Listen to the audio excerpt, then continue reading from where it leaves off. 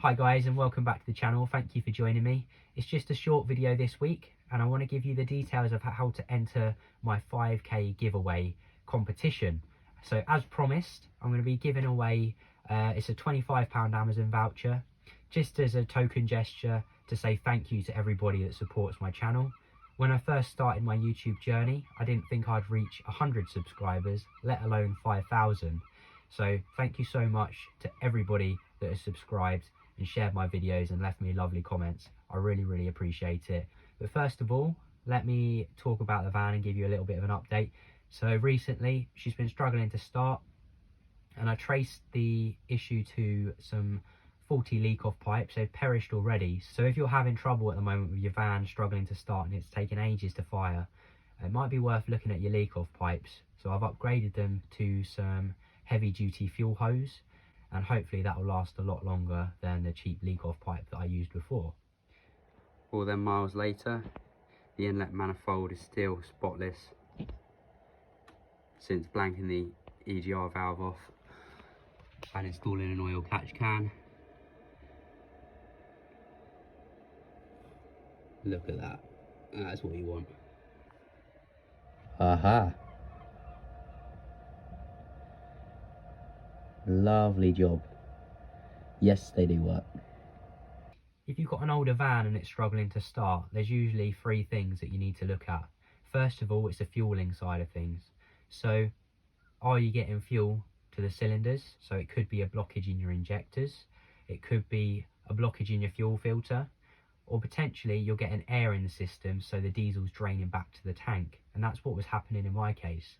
Because the leak-off pipes had split, it was letting air into the fuel lines, and that was causing the diesel to drain back to the tank. And it was really struggling to start because it had to prime all the fuel lines again before it would get diesel to the injectors. Then you've got the ignition side, so everything from your battery cables, are they in good condition? Have you got good continuity between your battery and your starter motor? Have you got good earths, good connection there?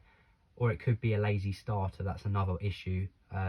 You might want to try in a new starter motor. And then the third reason is down to compression. These older vans, like my Mark V Transit with a 2.5 DI engine, they rely on compression for the ignition side of things. They don't have glow plugs, they don't have spark plugs, they just purely rely on the compression of diesel. If it's a higher mileage engine, then you may have worn out piston rings and things like that, and it may take a while to start because you've got poor compression there. So they're the three main reasons why the van would struggle to start. But it's all sorted now. The leak-off pipes have been changed and we're getting diesel straight up to the injectors as soon as you turn the key. The dreaded MOT day is coming up shortly, so I had to do a little bit of welding on the inner seal. Here you can see the progress for that. After removing the rusty metal, I painted inside the seals with red oxide primer and then welded in some new metal. The repair's far from perfect, but hopefully that should see it through the MOT. So just as a bit of fun for this competition then, I want you to guess how much you think the van weighs. Just before we went to France, I had the van weighed on the weighbridge.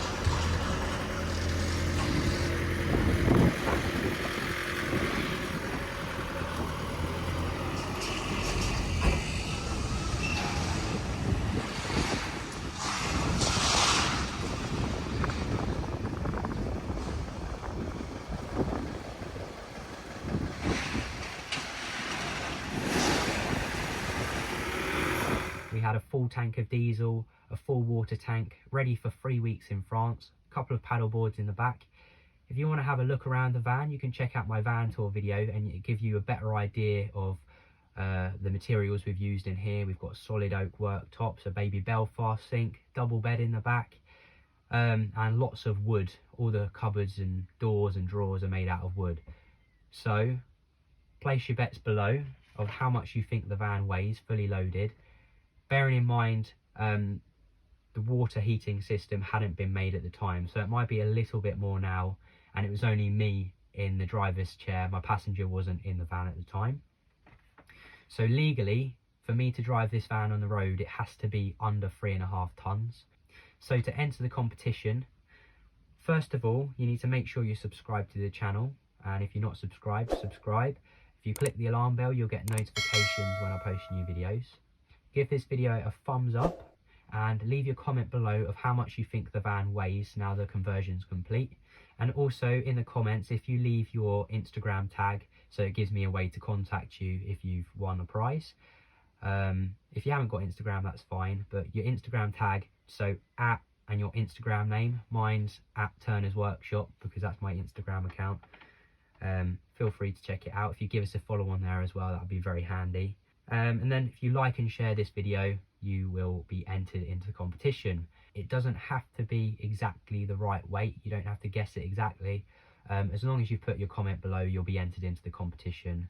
I've chosen an Amazon voucher just because it allows more people to enter the competition, and it's a nice thing. I think most people use Amazon. I know I do. I've used Amazon loads for this build.